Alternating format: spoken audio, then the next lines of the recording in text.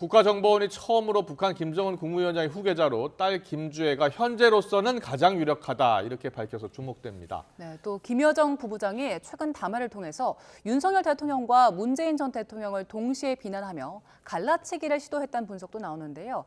거칠어진 북한의 발언 수위 그리고 후계 구도까지 김용현 동국대 북한학과 교수와 짚어보겠습니다. 어서 오세요. 어서 오세요, 교수님. 맞습니다. 국정원이 주애를 유력한 후계자로 보는 이유 어디서 네. 찾았을까요? 그동안은 아직은 아니다 이런 입장이었던 것 같은데. 최근 들어서 이제 김주애를 등장시키는 화면들을 보면 아, 상당히 김정은 위원장의 지근거리에 네. 김주애가 이제 등장하고 있고, 예. 대체로 보면 지금 화면에 나오지만 오히려 이설주는 조금 떨어져 걷네요, 그렇죠. 이설주가. 옆으로 비켜가지 예, 않습니까? 예.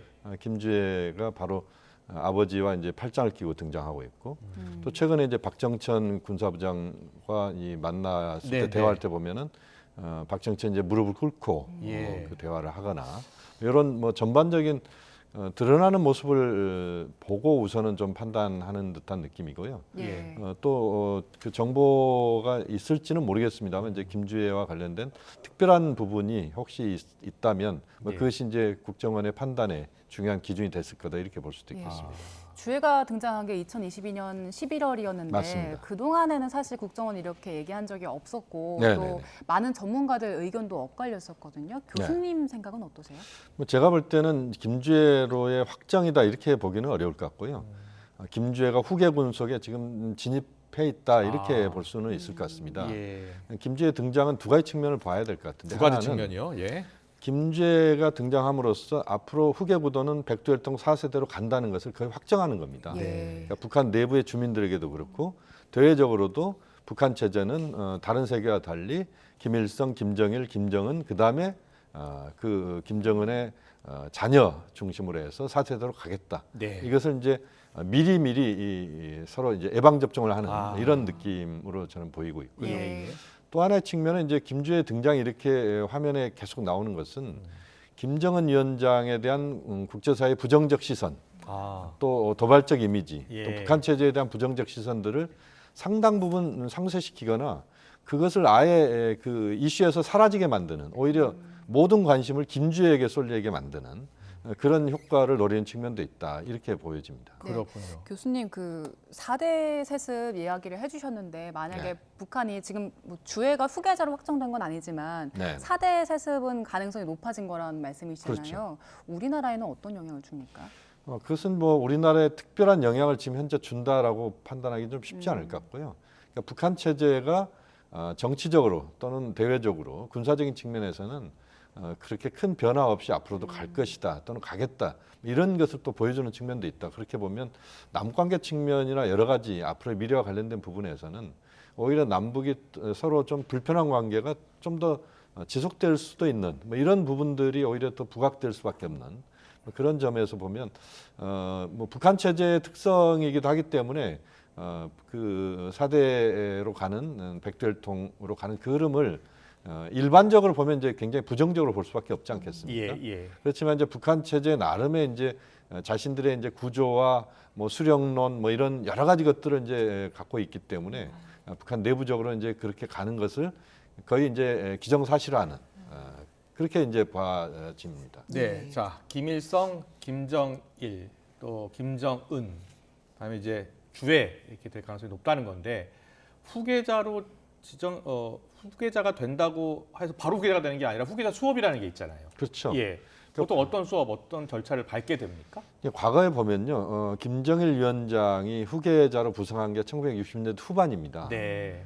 그러니까 1942년생이기 때문에 20대 한 중후반 때 이제 후계자로 부상이 됐었고 그때부터 한 20년 정도 후계 수업을 받습니다. 그렇군요. 예. 그때 후계자로서 김정일 위원장이 한 번도 노동신문에 이름이 등장하지 않습니다. 네. 당중앙이라고 하는 그런 표현 이름을 쓰고. 이제 그 우리가 유추할 수 있는 그러니까 당중앙이 곧 김정일 위원장이었던 것이죠. 그랬군요. 그런 식으로 이제 외부로는 비춰지면서 후계 수업을 매우 다양한 차원에서 뭐 정치, 군사, 외교, 경제 모든 분야에서 이제 수업을 받는다 이렇게 볼 수가 있고. 김정은은 네. 어떤 수업 받았어요? 김정은 위원장 때는 그것이 상당히 좀 기간이 짧았습니다. 왜냐하면 김정일 위원장이 우리가 이제 스트로크라고 하는 네. 문제가 이제 한번 발생했지 않습니까? 그러면서 이제 김정은 위원장이 갑작스럽게 이제 후계 네, 구도 뇌졸중으로 속에서 쓰러졌었잖아요. 그렇죠. 예. 그러면서 이제 외부에 등장하기 시작했는데 물론 김정은 위원장이 그 전부터 아마 후계자 수업을 받았을 겁니다. 아. 그렇지만 김정일 위원장보다는 상당히 짧은 기간에 후계자 수업을 받았다 이렇게 봐지고 예. 지금 이제 11살, 10살, 11살 지금 김주애가 11살 정도 네. 이렇게 볼 수가 있는데 이 11살의 딸을 이렇게 언론에 빠른 시간 내에 이렇게 등장시키고 김주애의 모습을 이렇게 보여주는 것은 만약에 이 김주애가 후계자라면 굉장히 이건 이례적인 겁니다. 김정은 위원장의 건강 상태가 그렇게 좋지 않다. 네네. 그래서 후계 구도를 좀 서두르고 있는 것이다라는 분석도 있긴 하던데 거기에 대해서는 어떤 생각이세요? 우리 지금 국정원에서 보는 입장으로는 김정은 위원장의 건강에 아주 특별한 문제가 있다 이렇게 보지는 않는 것 같습니다. 예. 그러니까 김정은 위원장이 전체적으로 현지 지도하는 모습을 보면 물론 이제 비만이랄지 여러 성인병이 있을 수 있다 이런 이제 추론은 예. 가능하지만 예. 그러나 이제 올해 지금 40살이거든요. 아. 그렇게 보면 가장 이제 혈기 왕성할 때다 이렇게 볼 수가 있겠고 예. 다만 이제 북한 체제에서 후계 구도에 대한 부분은 언제라도 이제 준비해 둬야 된다 이런 이제 입장들은 예, 가질 수가 예. 있겠습니다. 이제 그런 차원에서는 후계 구도의 그 가능성이 있다 이렇게 볼 수는 그 있겠습니다. 화면에 지금 뭐 종기가 좀 난 것 같아요. 왼쪽 네네. 얼굴에 네네. 그 자꾸 계속 비치더라고요. 저도 이제 최근에 보면 이제 그 종기가 이제 보여지는데 네. 아마 그게 이제 뭐 악성이거나 이렇게 판단될 경우는 그렇지 뭐 않겠죠. 예. 바로 수술이 들어갔을 것 같은데 뭐 현재로서 건강 상태에 크게 문제가 있다 이런 판단은 미국이나 한국 정부에서는 하고 있지 않는 것 같습니다. 알겠습니다. 조태용 국정원장 후보자가 그 주애가 유력한 후계자라고 말하면서도 아직 여러 가지 변수가 있다는 얘기를 했잖아요. 그렇죠. 지금 국정원에서 보는 변수는 어떤 게 있을까요? 제가 볼 때는 국정원에서 보는 변수는 가장 큰 변수는 김주애의 나이일 겁니다. 아직 어리다는 것이죠. 예, 예. 11살의 어린 김주애가 후계자로서 지금부터 바로 노출되는 것이 후계 수업을 하는 데에도 그렇게 썩 도움이 되지 않습니다. 네. 그러니까 왜 북한에서 또는 사회주의 국가에서 후계자들을 꼭꼭 숨겨왔냐면 예. 후계자를 훈련시키기 위한 것이죠. 그러니까 노출시키는 순간 이제 그렇군요. 경호에 문제가 생길 수 있기 예, 예. 때문에 그렇게 볼 수가 있겠습니다. 네. 오늘 우리 군이 새해 첫 한미 연합 전투 사격 훈련을 이렇게 공개를 했는데 북한이 위험천만한 군사력 도발이다. 네네. 올해가 격돌 위험성이 가장 높은 해다라고 네네. 경고하고 나섰어요. 북한 도발 가능성 자꾸 연초부터 나오고 있거든요. 그것은 북한 도발 가능성은 충분히 있다고 저는 보고 있습니다. 이제 어떤 특히, 도발을 할 것인지 걱정입니다. 북한이 이제 그 동안에 계속 이야기해왔던 게 뭐냐면 이제 군사 정찰 위성을 더 쏘겠다는 거거든요. 예. 이번에 아마 두세 차례 올해 아마 더 쏠 가능성이 있다 이렇게 봐집니다. 이건 이제 유엔 안보리 결의사항 위반이거든요. 예. 그래서 이건 이제 도발이라 이렇게 볼 수가 있고 네. 단거리, 중거리, 장거리 미사일 발사, ICBM 발사의 가능성, 핵실험의 가능성도 저는 북한이 열어두고 있을 거라고 봅니다. 네. 그래서 이제 총선, 우리 총선, 미국 대선, 그러니까 4월, 11월을 기점으로 해서 북한은 도발을 통해서 자신들의 존재감을 부각시키면서 그렇군요. 또 총선의 북한의 영향력 또는 미국 대선의 북한의 영향력 이것들을 좀 보여주겠다 이런 의도 속에서 아마 행동할 가능성이 있다고 봅니다. 예. 네. 그리고 김여정 부부장이 그 연초 신년 담화에서 윤석열 대통령을 비난하는 담화를 냈는데 네. 내용이 비꼬듯이 맞습니다. 하는 내용들이더라고요. 네. 윤석열 대통령이 명분을 준 덕에 북한의 불가항력의 군사력을 키울 수 있었다 이런 이야기를 했는데 네. 일단 김여정 부부장의 담화는 어떻게 보셨어요?